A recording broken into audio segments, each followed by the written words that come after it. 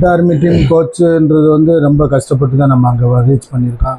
எனக்கு முன்னாடி தமிழ்காரங்கன்னு சொல்கிறது மாதிரி இருந்தால் வைரவ சுந்தர் அன்றைக்கி வந்து குஜராத் டீம் கோச்சாக இருக்கார். அவர் வந்து இந்தியன் ஆர்மி டீமோட சீஃப் கோச்சாக இருக்கார். அதுக்கப்புறம் தமிழ்நாட்டிலேருந்து எடுத்துக்கிட்டால் நான் மட்டும்தான் ரெண்டாவதாக இப்போ கோச் ஆகிருக்கேன். அங்கித், தேவாங்க், இந்த மாதிரி டாப் லெவல் பிளேயர்ஸ் எல்லாமே, ராகுல் எல்லாமே ஆர்மி பிளேயர்ஸ். கபடியை பொறுத்த அளவுக்கு நிறைய ஆர்வம் இருக்கும். பட் என்கிட்ட அந்த அளவுக்கு வெயிட் இல்லை. அப்போ வந்து என்னோட வெயிட் வந்து 50 கிலோ தான் இருந்துச்சு. நார்த் இந்தியன்ஸோட டாமினேட் வந்து அவங்க ஆர்மி டீமில் அதிகமாக இருக்கும். அப்போ அவங்க மத்தியில் நான் தமிழ்காரன் இருக்கும்போது கொஞ்சம் ஸ்ட்ரகிள் பண்ணி தான் ஒவ்வொரு இடத்துலையும் நம்மளோட அங்கீகாரத்தை பெற முடிஞ்சுச்சுன்னா, மதுரை சுற்றி உள்ள இளைஞர்கள் எல்லாமே வீரமானவங்க. ஏன்னா அவங்க மாடு ஒரு ஜல்லிக்கட்டு காலை அது பாஞ்சா குடல்லாம் வெளில வரும்னு தெரிஞ்சும் கூட அகாடமி தான் வச்சாரு. அதுலேருந்து உங்களுக்கு தெரியும், அவர் வந்து எல்லா ஸ்போர்ட்ஸையும் ஒருங்கிணைக்க பார்க்குறாரு. ஒரு ஒலிம்பிக்ஸ் போனாலும் நம்ம பசங்க இருக்கணும், எல்லாருமே மேலே டாப் லெவலில் வரணும், தமிழ்நாடு தாண்டா திரும்ப பழையபடி வரணும்டா வச்சிருக்காரு. அங்க நம்ம தமிழ் பசங்க யாருமே இப்போ அப்ளை பண்ணியிருக்கான். அந்த மணிகண்டன் சொல்கிற ஒரு பையன் எனக்கு தெரிஞ்சு அப்ளை பண்ணியிருக்கான். அதை நான் சொல்லி பண்ணேன். மற்றபடி மற்ற பசங்களும் நிறையா பசங்களை அப்ளை பண்ணணும், இந்த மாதிரி ஆர்மி டீமில் வரணும், இங்கே இருக்கிற ஃபெசிலிட்டி அவங்க யூட்டிலைட் பண்ணணும், இந்தியாவிலே டாப்பாக வரணும்னு தான் என்னோட ஆசை. பட் நம்ம பசங்க எல்லாமே தமிழ்நாட்டுக்குள்ளே இருக்கணும்னு தான் யோசிக்கிறாங்களே தவிர இப்படி பறந்து வர மாட்டாங்க. ஏன் எல்லா இடத்துலையும் டெல்லியில் சிஆர்பிஎஃப் இருக்குது, ஐடிபிஎஃப் இருக்குது, ஆர்மி டீம் இருக்குது, நேவி இருக்குது, ஏர்ஃபோர்ஸ் இருக்குது, இந்த மாதிரி நிறைய டீம்ஸ் இருக்குது சென்ட்ரல் கவர்மெண்ட்டில். அதெல்லாமே டைரக்ட் ட்ரையல் பேஸில் எடுக்கிறாங்க, எக்ஸாம்லாம் கிடையாது. அங்கே only trial, physique and 2.15 crore யார் சச்சினுக்கு எடுத்துருக்குமா? சச்சினுக்கு ஒரு கிளியராக போனஸ் போட தெரியுமா? 10 தடவை போனஸ் போட்டால் 8 தடவை அவன் காலு தூக்காது. ஆனால் இருந்தாலும் அவனை அவ்வளோ காசுக்கு எடுக்கிறான். ஏன்? அவனோட ஃபிசிக் நல்லா இருக்குது, ஸ்பீடு நல்லா இருக்குது, கவுண்டர் ஆக்ஷன் நல்லா இருக்குது, பாயிண்ட் வருது. அந்த ரிஃப்ளெக்ஸாக டக்கு டக்கு டக்கு டக்குன்னு உங்களுக்கு தேவை. ஏன் நீ வந்து அந்த ஃபிசிக் இருந்தால் இப்போ இன்னைக்கு தேவாங்கு ஃபுட் ஒர்க்கும் கிடையாது, ஒன்றும் கிடையாது, அடித்தா தள்ளி விட்டு விழுகிறான். அதுதான் அவனோட வேலை. அப்போ அவன்கிட்ட என்ன இருக்குது? நல்ல ஸ்பீடு இருக்கு, எக்ஸ்ப்ளோசிவ் இருக்கு. இப்போ சொல்றேன், சுதாகர் இருக்காரு பாட்னா பைரட்ஸ் டீம்ல, அவருக்கு சான்ஸே கொடுக்கலன்னு சொல்லிக்கிட்டே இருக்கீங்க மறுக்க. ஆனா கொடுக்கறதுக்கு என்ன ரீசன் பாத்தீங்களா? தேவாங்காயன் 2 பேர் வச்சிருக்காங்க, சந்தீப்னு ஒரு பையன் இருக்கான். அவங்க வந்து அப்ப கோச்சுக்கு தெரியல, தேவாங்க் வந்து ரைடிங் எப்படி பண்றான்னு பாக்குறீங்க, ஒரு மேட்ச்ல எப்படி பண்றாங்கன்னு பாக்குறீங்க. இப்ப நம்ம தேவாங்க பத்தி சொல்லிட்டு இருந்தேன். தேவாங்க் வந்துட்டு அவர் ஃபிட்னஸ் அந்த கேம் மட்டும்தான் இருக்கு, மற்றபடி ஸ்கில் இருக்கு. ஆனால் அந்த டாக்டிக்ஸோட ஒரு ஐடியாவோட ப்ளே பண்ணுற பார்த்தா இல்லை அந்த லோகி சார் சொன்ன மாதிரி. ஆனால் அந்த டீம்ல ஏன் சான்ஸ் கொடுக்குறாங்க? ஏன் ஒரு ஐயனுக்கு ஒரு லெஃப்ட் ரைட்டர் 2 கம்பைன் பண்ணி யூஸ் பண்ணுறாங்கல்ல? ஆனால் சுதாகருக்கு அந்த இடத்துல நம்ம வாய்ப்பு ஏன் மறுக்கப்பட்டுச்சு? நமக்கு யாருக்குமே தெரியாத விஷயத்துல நிறைய பேர் யோசிச்சுட்டு இருந்திருப்போம், இவங்க தான் கண்டிப்பாக விளையாடுவான்னு நினச்சிட்டு இருந்திருப்போம். ஆனால் அவங்களுக்கே அங்கே சான்ஸ் இல்லையே. இதெல்லாம் நான் சார் இப்போ என்கிட்ட இப்போ சொல்லலை, ப்ரோ கபடி ஆரம்பிக்கிறதுக்கு முன்னாடியே சொன்னார். நம்புவீங்களான்னு தெரியல, ப்ரோ கபடி ஸ்டார்ட் ஆகிறதுக்கு முன்னாடியே சொன்னார், இந்த வருஷம் கஷ்டம்தான்ப்பா அப்படின்னாரு. சார் நான் என்ன சார் இப்படி சொல்கிறீங்க, அந்த பையன் போன வருஷம் நல்லா பண்ணியிருக்கான் சார், இந்த வருஷமும் அவனை தான் வந்து போஸ்டர் பாய் மாதிரி பாட்னா டீமில் எல்லாத்துக்கும் ஃபோட்டோ அடிச்சு ஓட்டுறாங்க சார் அப்படின்னு சொன்னேன். தம்பி அது வேற கேம் வேறப்பா, அந்த கேம்னு வரும்போது நீங்கள் பார்ப்பீங்க, நீங்கள் புரிஞ்சுக்குவீங்கன்னாரு. நான் வந்து பார்த்ததுக்கப்புறம் அப்படியே ஷாக்கு. சார் முதல் மேட்ச் இறக்கல சார், 2ஆவது மேட்ச்சும் கொடுக்கல சார், அப்படி தான் கேட்டுட்டு இருந்தேன். அப்புறம் தான் எனக்கு புரிஞ்சுது, அவங்க டீமில் தேவாங்கு, ஐயன், அப்புறமேட்டு சந்தீப், இன்னும் சொல்ல போனால் அந்த டீமில் மீட்டு சர்மா இருக்கான், அவன் நல்ல ரைடர் தான், சாய் ரைடர். அவனுக்கே சான்ஸ் இல்லை. சுதாகரும் அவன் நல்ல ரைடர் தான், தப்பு சொல்ல. ஆனால் 2 பேருக்குமே சான்ஸ் பண்ணும் போது அவங்கள விட ஒரு நல்ல ரைடர் அவங்க கன்ஃபார்ம் பண்ணி பிடிச்சிட்டாங்கன்னு தானே அர்த்தம். இப்போ நான் சொல்ல வரது என்னன்னா, நம்ம பசங்களை சான்ஸ் கொடுக்க மாட்டாங்கன்னு சொல்றதை விட நம்ம இன்னும் அந்த ரீச்சுக்கு வரணும். ஒவ்வொரு இடத்துலையும் நம்மளோட பர்ஃபார்மன்ஸ் காட்டுற மாதிரியே நம்ம ஃபிட்னஸ்லையும் இம்ப்ரூவ் பண்ணணும். ப்ரோ கபடி முடிஞ்சதுக்கு அப்புறமேட்டா எத்தனை பேர் ஃபிட்னஸ்ல ஒர்க் அவுட் பண்றீங்க?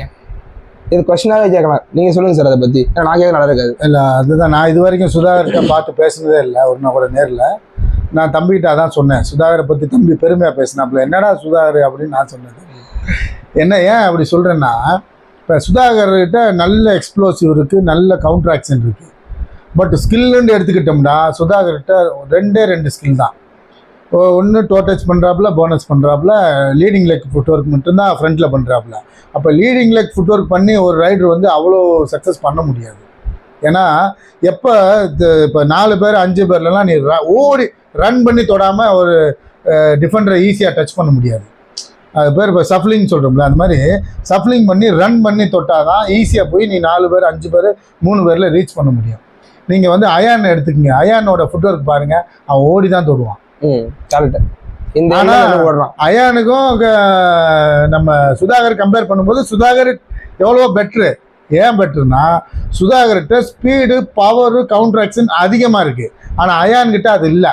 அயான்கிட்ட ஸ்பீடு இருக்குது, அவனோட ஸ்கில் வந்து பர்ஃபெக்டாக இருக்கும். அவனோட ஸ்ட்ரெச்சிங் லெவல் பார்த்தீங்கன்னா ஒரு ஹேண்ட் டச் பண்ணுறான்னா அயான் வந்து குறைஞ்சது ஒரு 2.5-3 மீட்டர் அவன் எக்ஸ்டெண்ட் ஆகும், பாடி ரீச் ஆகும். அதே சுதாகர் போனால் ஸ்டாண்டிங்கில் ஒரு 1/2 மீட்டர் தான் இருக்கும், அங்கே வரைக்கும் போய் நான் தொட மாட்டான்.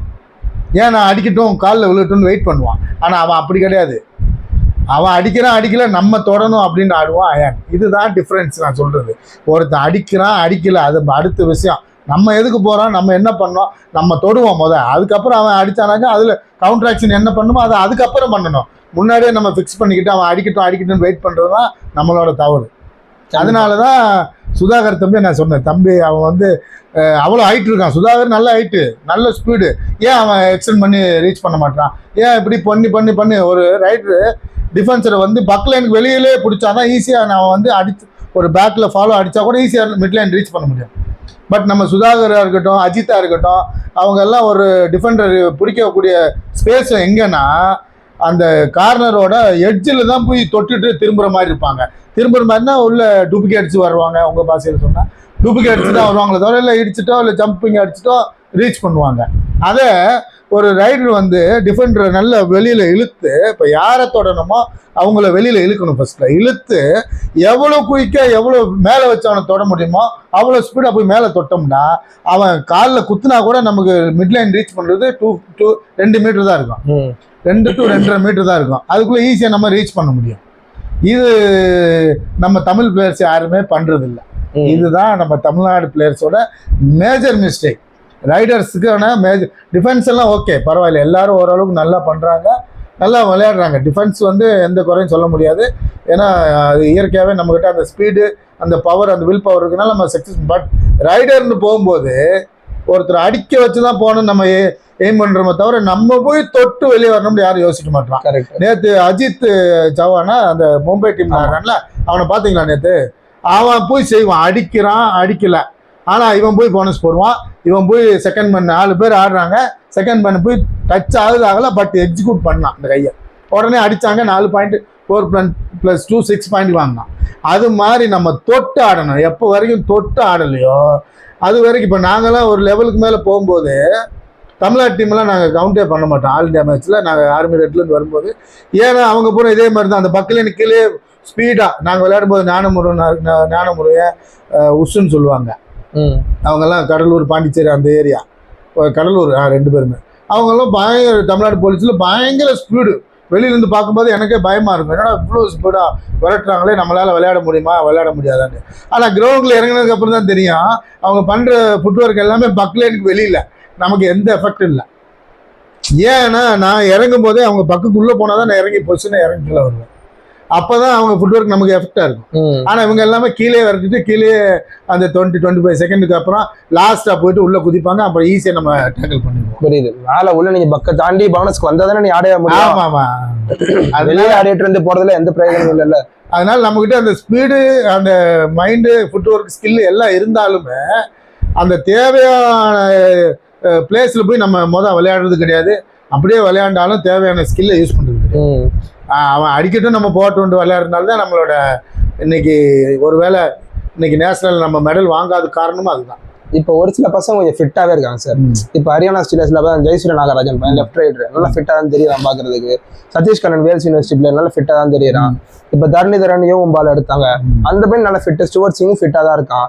தரணிதரன் அதான் தனசேகர்னு ஒரு பையன், அவனும் ஃபிட்டாக தான் இருக்கான் பார்க்கறதுக்கு. பசங்கள்லாம் பார்க்க வரலாம் கொஞ்சம் ஃபிட்டாக தான் தெரியுறாங்க.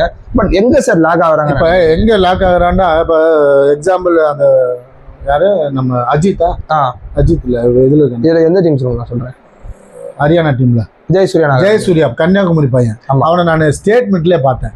எங்கே ஸ்டேட்மெண்ட்டில் இப்போ ஸ்டூவர்ட்டும் அந்த 2 பையனும் கன்னியாகுமரி டிஸ்ட்ரிக்ட் ஆடிட்டு இருந்தாங்க. சென்னை பக்கத்தில் செங்கல்பட்டு நினைக்கிறேன். அங்கே விளையாடும் போது நான் 2 வார்த்தையும் அவங்க ஃபைனல் ஆடுறாங்க, வாட்ச் பண்ணுறேன். எப்படி பண்ணுறாங்கன்னா ஸ்பீடு இருக்குது, இருக்க தவிர ஸ்கில்லை எப்படி அப்ளை பண்ணணும்னு அவங்களுக்கே தெரியல. ஏதோ ஓடுறான், ஸ்பீடாக போகிறான், பண்ணுறான். ஆனால் ஸ்டீவர்ட்கிட்ட ஒரு ஸ்கில் இருக்குது. அவன்கிட்ட போனஸ் பர்ஃபெக்டாக பண்ணுறான். அதுலேருந்து எஸ்கேப் பண்ணுறதும் அவன் நல்லா பண்ணுறான். இந்த ப்ரோவில் அவனுக்கு வாய்ப்பு கிடைக்கல.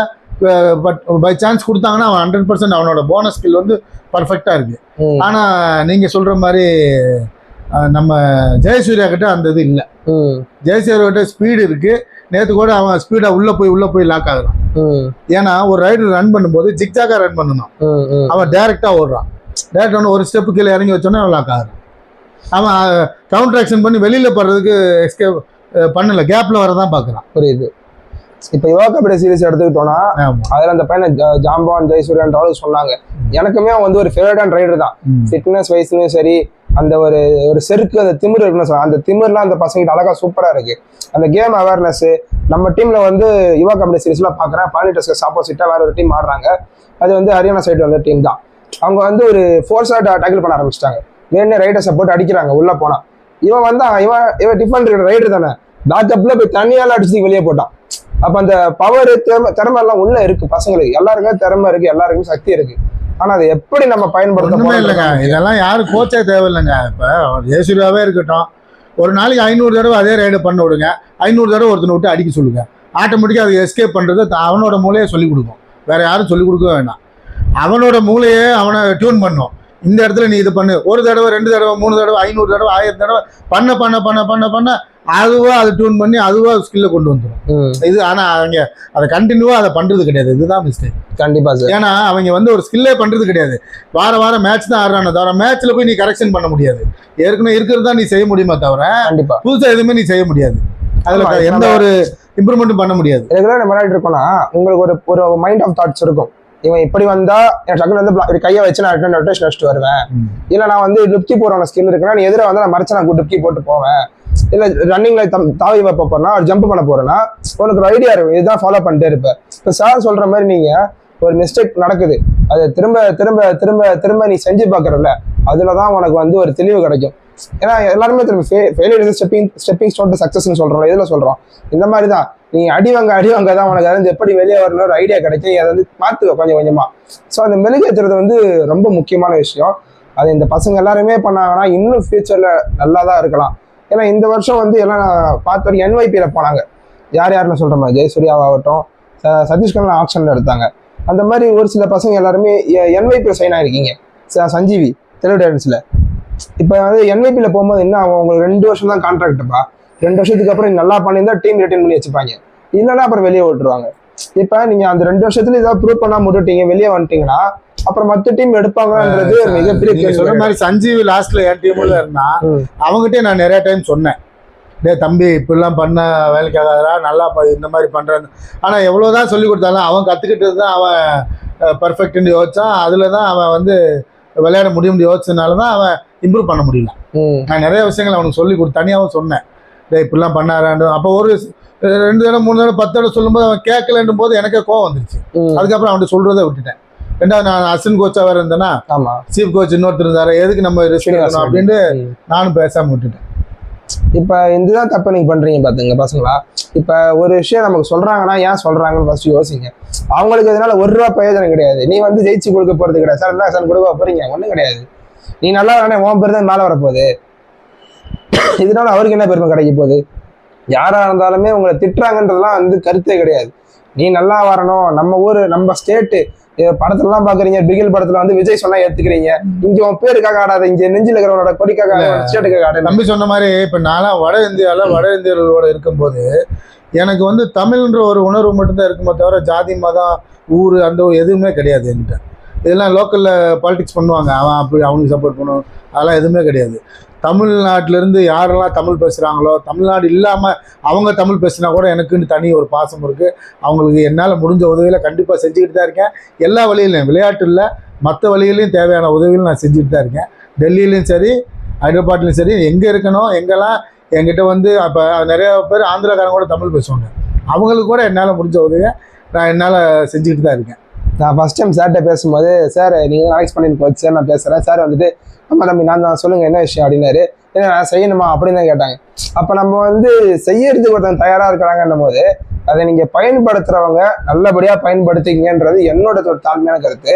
இப்போ சார் அகாடமி வச்சிருக்காரு, ரன் பண்ணிக்கிட்டு இருக்காரு, பசங்களை கொண்டு வந்துட்டு இருக்காரு, 40 பசங்களை கொண்டு வந்துட்டு இருக்காரு. ஆனா அது 1 வருஷமோ 2 வருஷமோ இன்னும் நல்லா பசங்க ட்ரெயின் வெளியே வரும்போது ஒரு மிலிட்ரி லெவல்ல ட்ரெயின் பண்ணிக்கிட்டு இருக்காரு. எல்லாருமே சோல்ஜர்ஸ் லெவல்ல ட்ரெயின் ஆகிட்டு இருக்காங்க. அப்போ உங்களுக்கு தெரியும் ஒரு சோல்ஜரோட மைண்ட் எப்படி இருக்கும், கடைசி வரைக்கும் விட்டு கொடுக்க மாட்டான், போராடிக்கிட்டே இருப்பான். அந்த தன்மையை அவர் உள்ள இறக்கிக்கிட்டு இருக்காரு ஒருத்தனுக்குள்ளையும். எனக்கு அதை போய் சந்தேகமே கிடையாது. நம்ம பசங்க எல்லாம் திறமையானவங்க, திரும்ப விட்ட இடத்த பிடிப்போம். தமிழ்நாடு 28 வருஷம் ஆயிடுச்சுன்னு சொல்றோம், அது இன்னும் 1 வருஷமோ 2 வருஷமோ அதுக்கப்புறம் நம்ம ஏன் நிக்க போறோம். அப்ப நார்த் டீம் எல்லாம் அடிச்சு ஓட விட போறோம். என்ன சார்? உண்மைதான். இப்போ நீங்கள் சொல்கிற மாதிரி அன்றைக்கி ஆர்மி ரேட்டில் விளையாண்டது எல்லாமே சதன் பிளேயர் தான். தேனி ராஜேஷாக இருக்கட்டும், அதே சின்னம்னூரில் செல்வராஜ் இருந்தார், அப்புறம் சாத்தப்பன் சொல்லிட்டு அங்கே காரைக்குடி, அதே மாதிரி இப்போ இருக்கிற வைரவ சுந்தரம் அவரும் காரைக்குடி தான். அன்னைக்கு டாப் மோஸ்ட் இந்தியாவில் டாப் மோஸ்ட் டிஃபெண்டர் பூராமே தமிழ்காரங்க தான். அவங்கள பார்த்தாலே ஒட்டுமொத்த வட இந்தியாவும் நடுங்கும். ஆனால் என்ன, நாங்கள் ஆர்மி ரெட்டில் விளையாடிட்டு இருந்தோம். அன்னைக்கு நாங்கள் தமிழ்நாட்டிலேருந்து ஆடி இருந்தால் அன்றைக்கி வேறு மாதிரி இருந்திருக்கோம். அங்கே விளையாடாமல் நாங்கள் ஆர்மி டீமில் சர்வீசஸில் அந்த மாதிரி நம்ம லைஃப் எல்லாமே ட்ராவல் பண்ணிட்டோம். தமிழ்நாட்டில் எல்லாரும் ஈஸியாக டெவலப் பண்ணலாம், எல்லாருக்கிட்டையுமே குவாலிட்டி இருக்குது. ஏன்னா 50 கிலோ இருந்த நான் 3 வருஷத்தில் இந்தியா டாப்பில் போக முடியுதுன்னா ஒவ்வொருத்தங்கிட்டையும் அந்த திறமை இருக்குது. நீங்கள் வந்து உங்களை நீங்கள் நம்புங்க, உங்கள் மனதை நீங்களே போராட்டத்தை உருவாக்குங்க, அதை நோக்கி மட்டும் பயணிக்குங்க. வீட்டில் இருக்க பேரண்ட்ஸும் சப்போர்ட் பண்ணுங்கள். ஏன்னா டயட் ரொம்ப முக்கியம். இன்றைக்கி ஆர்மியில் எனக்கு சம்பளம் கிடைக்க போய் தான் நான் அந்த அளவுக்கு சாப்பிட முடிஞ்சிச்சு. இன்றைக்கி உண்மையை சொல்லணுன்னா நான் வீட்டிலேருந்து பல தடவை எங்கள் அம்மா கிட்ட காசு வாங்கி நான் சாப்பிட்ருக்கேன். என் சம்பளம் அன்றைக்கி வந்து 8000 ரூபா தான் நான் சேரும்போது 2004. அந்த சம்பளம் முழுசும் செலவு பண்ணுவேன். அது இல்லாமல் வீட்லேயும் அன்றைக்கே 8000 ரூபா 2008. இன்னைக்கு அதுக்கப்புறம் வீட்டிலேருந்து 2000 3000 எங்கள் அம்மாட்டையும் கேட்பேன். அதெல்லாம் வாங்கி திம்பேன். ஏன்னா தின்னுக்கிட்டே இருப்பேன், எனக்கு வெயிட் ஏறாது. என் எண்ணம் போகிற எங்கே இருக்கும், வெயிட் ஏற்றணும் வெயிட் ஏற்றணும். ஏன்னா ஸ்பீடு இருக்குது, இப்போ பவர் இருக்குது, எல்லாம் இருக்குது, ஆனால் வெயிட் இல்லை. வெயிட் ஏற்றணும். ஒரு நாளைக்கு சொன்னால் நம்ப மாட்டீங்க, நைட்டு தூங்குறதுக்கு முன்னாடி நல்ல 1 கிலோ மட்டனு இல்லை 1 கிலோ சிக்கனு, நல்ல சாப்பாடு, 1 டஜன் வாழைப்பழம் சாப்பிடுவேன். தூங்குறதுக்கு முன்னாடி எத்தனை 1 டஜன், அது எத்தனை பச்சை வாழைப்பழம் பெருசாக இருக்கான், 1 டஜன் வாழைப்பழம், 1 லிட்ரு எருமை பாலை குடிப்பேன் தூங்குறதுக்கு முன்னாடி. பல டைம் குடிச்சு உள்ளே திணிச்சு வாந்தியில் எடுத்துகிட்டு திருப்பி ஐயோ பூரா வெளியில் போச்சுட்டு திருப்பி வந்து சாப்பிட்ட நாட்கள்லாம் நிறைய நாட்கள் இருக்குது. இதுதான் உண்மை. ஏன்னா ஒரே எண்ணமாக இருக்குது. அவங்க வட இந்தியர்கள் முன்னாடி நம்ம நிலச்சி நிற்கணும்னா நம்மளை டெவலப் பண்ணி ஆகணும், வேறு வழியே கிடையாது. தினந்தோறும் ஒரே எண்ணம் தான், அவனை அடிக்கணும். அதுக்கு தேவை என்னன்னா நம்ம பவர் ஆகணும்னா நல்லா ஜிம் அடிக்கணும். என்ன ஓடுறதா இருந்தாலும் நம்பர் 1 இருப்பேன். ஜிம் அடிக்கிறதா இருந்தாலும் அவனை விட ஒரு 2 கிலோ 10 கிலோ எக்ஸ்ட்ரா தூக்கணும்னு தூக்குவேன். சாப்பிட்றதா இருந்தாலும் அதே மாதிரி தான். எவன் வீட்டில் எவன் மெஸ்ஸில் நாங்களாம் தனித்தனியாக 3-4 பேராக தனித்தனியாக சமைச்சு சாப்பிடுவோம். எவன் மெஸ்ஸில் என்ன இருக்கா இல்லையா, என் மெஸ்ஸில் டெய்லி நான்வெஜ் இருக்கும். மாட்டுக்கறி, பன்னிக்கறி, இதெல்லாமே நான் ஆர்மியில் வந்து நல்லாவே சாப்பிட்டு பழகிட்டேன். ஊரில் இருக்கும்போது அதெல்லாம் எங்கள் வீட்டில் சாப்பிட விட மாட்டாங்க, சாப்பிடணும் நான் பார்த்தது கூட கிடையாது. இங்கே தான் வந்து எல்லாமே சாப்பிட்டேன். ஏன்னா இதெல்லாம் எதுக்காக வேண்டி சாப்பிட்டேன், அவங்கள அடிக்கணும். இதெல்லாம் சாப்பிட்டா பவர் ஆகும். எதை சாப்பிட்டா இப்போ இன்றைக்கெல்லாம் நான் சொல்லித்தர்றேன், எதை சாப்பிடணும், எது ப்ரோட்டீனில் எதில் இருக்கும், புரதச்சத்து எதில் இருக்கும், கார்போஹைட்ரேட் இதெல்லாம் நம்ம இப்போ சொல்லித்தரோம். அன்றைக்கி எங்களுக்கு யாருமே இல்லை சொல்லித்தரேன். கண்ணில் சிக்கனு அள்ளி சாப்பிடு, எதாக இருந்தாலும் உள்ளே போடு, அது டைஜஸ்ட் ஆகிட்டு வெளில வரும்போது எங்கேயாவது ஒரு இடத்துல அது பவர் ஆகும்னு ஒரு நம்பிக்கையில் சாப்பிட்டு விளையாண்டு இன்ஜுரி ஆகும். அதே மாதிரி இன்ஜுரி ஆனால் கூட வெளில சொல்ல மாட்டான். இன்றைக்கி நீங்கள் சின்ன இன்ஜுரி ஆகணும்னா காலையில் பிடிச்சிட்டு உட்காந்துருங்க. எவ்வளோ பெரிய இன்ஜுரி ஆனால் கூட இருந்தால் கூட நான் வெளில சொல்லாமல் அந்த வலியோடு விளையாட கற்றுக்கிட்டேன். ஏன்னா நான் ஒரு நாள் வெளியில் உட்காந்தா கூட அடுத்து எந்த ஒரு ஜென்மத்துக்கு கூட திருப்பி அந்த இடத்த என்னால் பிடிக்க முடியாதுன்றது எனக்கு ரொம்ப நல்லா தெரிஞ்சதுனால நான் இன்ஜுரி ஆனால் கூட வெளில போய் உட்கார்றது கிடையாது. அது யாருக்கும் காமிக்கிறதும் கிடையாது. 10 அடி அடிக்கிற இடத்துல 2 அடியோடு அடிப்பினா தவிர, ஆனால் எனக்கு இன்ஜுரிக்குன்றது யார்ட்டையும் சொல்லவும் மாட்டேன், காமிக்கவும் மாட்டேன். என்னோட வலியை எனக்குள்ளே வச்சுக்கிட்டு வெளியில் காமிக்கும்போது அந்த வெறி, அந்த எக்ஸ்பிரஷன், அப்படி அந்த வெறியோட நம்ம விளையாட்டு அந்த கிரவுண்ட்லேருந்து வந்துடுது. இதுதான் என்னோட வாழ்க்கையாக இருந்துச்சு.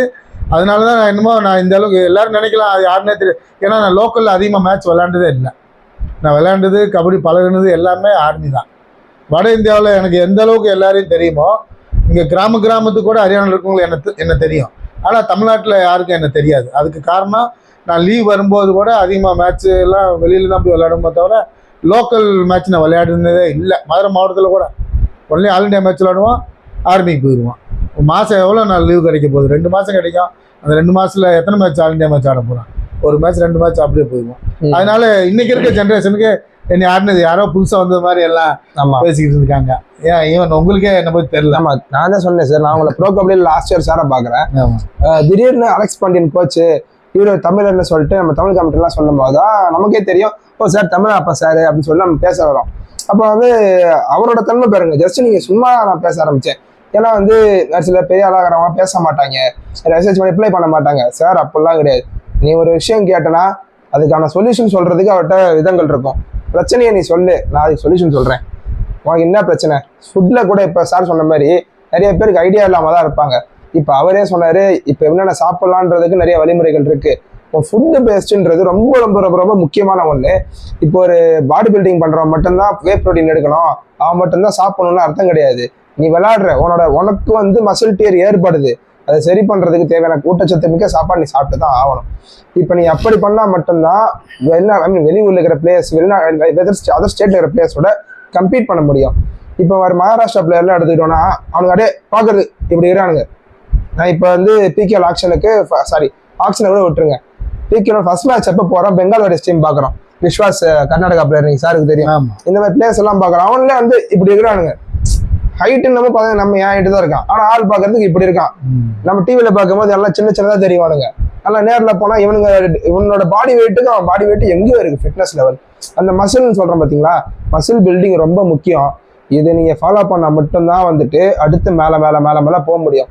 உங்க கேம் இருக்கு, ஆனா அந்த பாடி என்ன பண்ணுவீங்க? சுதாகர்ல இப்ப நம்ம எக்ஸாம்பிள் பார்த்தோம், அவர் சார் பிடிக்கிறாங்கன்னா அப்படியே பிடிச்சி உள்ள போட்டுறாங்க. அந்த இடத்துல வந்து அதை மீறி தாண்டி பிடிச்சி இழுத்துட்டு வர்றதுக்கு அந்த பசங்க கிட்ட பவர் இருந்தாலும் அந்த எக்ஸாக்டான மசில் இல்லை, அந்த எக்ஸ்ட்ராவும் ஒரு பவர், புல்லிங் பவர் இல்லை. அதெல்லாம் கொண்டு வரணும்னா இன்னும் நல்லா சாப்பிடணும். ஒண்ணுமே கிடையாது, நீங்க வந்து ஒரு நாள் என்ன ஒரு 10 ரூபாய்க்கு எத்தனை போயிட்டு கடலை முட்டை சாப்பிடுவீங்க, இல்லை ஒரு பிஸ்கெட் வாங்குவீங்க, 2 முட்டை வாங்கு, 12 கிராம் ப்ரோட்டீன் ஆச்சு அதுல இருந்து. அந்த மாதிரி ஒவ்வொரு விஷயத்துல இருந்துமே நீங்க வந்து ப்ரோட்டீன் அதிகமான சோர்ஸ் கன்சியூம் பண்ணலாம். வெஜ்ஜுன்னு எடுத்துட்டா சோயால இருக்கு. அந்த மாதிரி நான் எக்ஸாம்பிளுக்கு தான் சொல்றேன். நீங்களா கூகுள் இப்பெல்லாம் வந்துட்டு கலாட்டே ஃபோன் இருக்கு, சாட் ஜிபிடி இருக்கு, நீங்களே ஒரு டைப் பண்ணி எனக்கு இந்த மாதிரி ஒரு இது டைட் பண்ணி கொடு, எனக்கு டைட் பண்ணி ப்ராம்ப்ட் கொடுத்தீங்கன்னா அதுக்கான ஆன்சர் எல்லாத்தையும் லைனா வந்துடும். ட்ரெயினர் வேணும் அவசியம் இல்லை, காசு கொடுன்னு அவசியம் இல்லை. இந்த மாதிரி கோச்சஸ் இருக்காங்கன்னா அவங்க கிட்ட கைடன்ஸ் வாங்கிட்டு உங்களோட ஸ்கில் லெவல் டெவலப் பண்ணி பெருசாக வர வழியை பாருங்க. நம்ம இன்னும் போக வேண்டியது ரொம்ப இருக்கு, அது நம்ம கிராஸ் பண்ண வேண்டியதுலாம் ரொம்ப பெருசு தான் இருக்கு. ஈஸியாக வந்து டப்பு நம்ம பேசுற மாதிரி 2 வருஷத்துல அடிப்போனா அதுக்கான முயற்சிகள் ரொம்ப அதிகமா இருக்கு. இல்லை, இன்னைக்கு வந்து மார்னிங் நான் வந்து தமிழ் தலைவாஸ் சிஇஓ சார்கிட்ட பேசினேன். அவர் வந்து நிறைய ஃப்யூச்சர் பிளான் வச்சுருக்காரு. தமிழ்நாட்டில் பேசிக்லேருந்து, அதாவது ஒரு 13-14 இயர்ஸ்லேருந்தே அவங்கள அடாப்ட் பண்ணி தமிழ்நாடு டீமை பெரிய லெவலில் டெவலப் பண்ணணுன்னு சொல்லியிருக்காரு. அவர் நிச்சயமாக செய்வார். ஏன்னா அவர் ஒரு ஆர்மி ஆஃபீஸரோட பையன், அவர் சிஇஓ. அதனால் அவர் கண்டிப்பாக செய்வார். உதயநிதி ஸ்டாலின் சாரை கூட அவர் மீட் பண்ணியிருக்காரு, திருப்பியும் போய் மீட் பண்ண போகிறாரு. தமிழ்நாடு லீக் கூட கண்டக்ட் பண்ண போகிறாங்க, பெரிய லெவலில் ஆப்பர்ச்சுனிட்டி கொடுக்க போகிறாங்க. அதுக்கு அந்த டீமுக்குள்ளே வர்றது கூட நீங்கள் ஹார்ட் ஒர்க் பண்ணால் மட்டும்தான் வர முடியும். அதை நான் இன்றைக்கே சொல்கிறேன். அது 1 மாதமாக இருக்கலாம், இல்லை 2 மாதம், 3 மாதம், 4 மாதம், எத்தனை மாதத்தில் அவங்க இம்ப்ளிமெண்டேஷன் பண்ண போகிறாங்களோ, மேக்ஸிமம் இந்த மே மந்த்துக்குள்ளே, ஜூனுக்குள்ளே பாருங்களேன், அது இம்ப்ளிமெண்ட் ஆகிடும். அந்த இன்னைக்கு டைம் இருக்குது, ஒரு 6 to 6 month இருக்குது. இந்த 6 months இன்னைக்கு டாப் மோஸ்ட்டில் விளையாடுற பிளேயராக இருக்கட்டும், இல்லை அப்கமிங் பிளேயராக இருக்கட்டும், எல்லாரும் ஹார்ட் ஒர்க் பண்ணுங்கள். தமிழ் தலைவாஸ் டீமுக்குள்ளே போகணும். அவங்க ஏன்னா அவங்க எல்லாமே சாரோட விஷன் வந்து பெரிய லெவல். ஏன்னா நான் சொன்ன மாதிரியே சார் வந்து இந்தியன் ஸ்போர்ட்ஸ் மினிஸ்ட்ரி அண்டரில் அட்வைசராக ஒர்க் பண்ணியிருக்காரு. அப்போ சார் தான் இந்த கேலோ இண்டியாலாம் சாய் டயட்டெல்லாம் இம்ப்ரூவ் பண்ணது, அந்த ஸ்கேல் எல்லாமே சேஞ்ச் பண்ணது சார் தான், சுசேன் சார். அப்போ அவருக்கு எல்லா விஷயங்களும் தெரியுது. தமிழ்நாடை பில்ட் பண்ணணுன்ட்டு உதயநிதி சார்ட்டையும் பேசிகிட்டு இருக்காரு. ஜாப் ஆப்பர்ச்சுனிட்டி கூட டைரக்ட் ட்ரையல் பேஸில் எடுக்கணுன்னு பேசிகிட்டு இருக்காங்க. நல்லதே நடக்கும், நல்லது நடக்கும்னு நினைக்கிறேன். சார் கண்டிப்பாக பண்ணணும். பண்ணலனாலும் நீங்கள் பண்ண முடியும் சார்னு சார்ட்டு நானும் ரெக்வஸ்ட் பண்ணியிருக்கேன். கண்டிப்பாக செய்வார். அதுக்கு நமது தமிழக விளையாட்டு வீரர்கள், கபடி வீரர்களாக இருக்கட்டும், மற்ற வீரர்களாக இருக்கட்டும், எல்லோரும் முயற்சி பண்ணுங்கள். ஒரு நல்ல ஒரு பிளேஸ் உங்களுக்கு கிடைக்க போகுது. அந்த பிளேஸுக்கு தேவையான அந்த உடல் தகுதியை நீங்கள் உருவாக்கிக்கணும். அங்கே வந்து அவங்க கொடுக்கக்கூடிய ஃபெசிலிட்டியெல்லாம் நீங்கள் யூஸ் பண்ணணும். அதன் மூலயமா நம்ம தமிழ் வீரம் வெளியில் தெரியணும், நமது சமுதாயம் வளர்ச்சி அடையணும். எல்லாமே நம்மளை பார்த்து ஒரு காலத்தில் ஒரு கையெடுத்து கும்பிட்ற அளவுக்கு நம்ம தமிழ் இனத்தை இந்த விளையாட்டு மூலயமா நம்ம வளர்த்து காமிக்கணும். பழையபடி வரணும். இதுதான் முக்கியமான விஷயம். இப்ப சார் சொன்ன மாதிரி காலைல ஒரு பேசின விஷயம் அவ்வளவு உண்மையான விஷயங்கள். இப்ப சார் உங்களுக்கு வந்து ஒரு சர்ப்ரைஸா வச்சிருந்தோம். சார் அதை ஓப்பனா கேட்டுக்குங்க. 6 மாசம் உங்களுக்கு டைம் இருக்கு, அதுக்குள்ள டெவலப் டெவலப் ஆகிட்டு இந்த மாதிரி சான்ஸ் கிடைக்கும் போது ட்ரையல்ஸ் வைக்கும் போது போங்க. என்ன அப்டேட் கிடைச்சா நானும் சொல்லிடுவேன் உங்களுக்கு. நான் சொல்லாம இருக்க போறது இல்லை. இந்த மாதிரி கிடைக்குதுன்னா இதுல உங்களுக்கு நிறைய பெனிஃபிட்ஸும் இருக்க போகுது. உங்களுக்கு நிறைய ஃபண்டிங் பண்ண போறாங்க. நீங்க சாப்பிட்றது தூங்குறது எல்லா செலவும் அதான் பார்த்துக்க போறாங்க. இந்த மாதிரி ஆப்பர்ச்சுனிட்டிஸ் எல்லாம் கிடைக்கிறது ரொம்ப அரிது. கண்டிப்பா மிஸ் பண்றாதீங்க. இதெல்லாம் ரொம்ப முக்கியமான விஷயம். சார் இப்ப ஒரு சில விஷயம் நான் பேசணும்னு நினைச்சேன் சார். இப்ப நம்ம தமிழ்நாட்டுல மென்ஸ் டீம்